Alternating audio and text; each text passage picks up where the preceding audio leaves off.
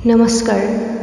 অভিজিত দাক গভীৰ শ্ৰদ্ধাঞ্জলি জ্ঞাপন কৰিছোঁ আৰু তেখেতৰ স্মৰণত মই এটি স্বৰচিত কবিতা পাঠ কৰিবলৈ মাথো চেষ্টা কৰিছোঁ।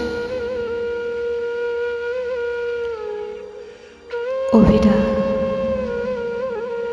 তোমাৰ মৃত্যুৱে আজি সকলোকে কন্দুৱাইছে।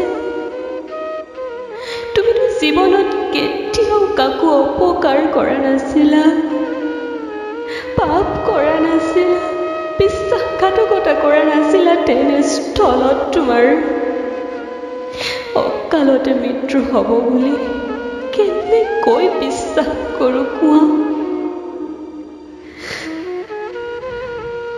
তোমাৰ সুব্যক্তিত্বই প্ৰত্যেকজন লোককে আকৰ্ষণ কৰিছিল। আমাৰ গাঁওখনৰ উন্নতিৰ পথত নিয়াৰ চেষ্টা কৰিছিল।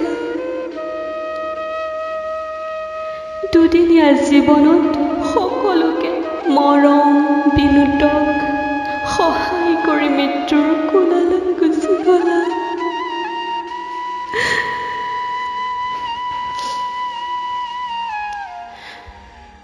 বুজিছে অভিদা, চোতালত তোমাৰ কাষত আজি বহুতো মানুহ, কিন্তু তুমি নীৰৱ হৈ আছা। চাবও নোৱাৰা, ক'বও নোৱাৰা, স্পৰ্শও কৰিব নোৱাৰা, কাৰণ অভিদা আৰু নাই।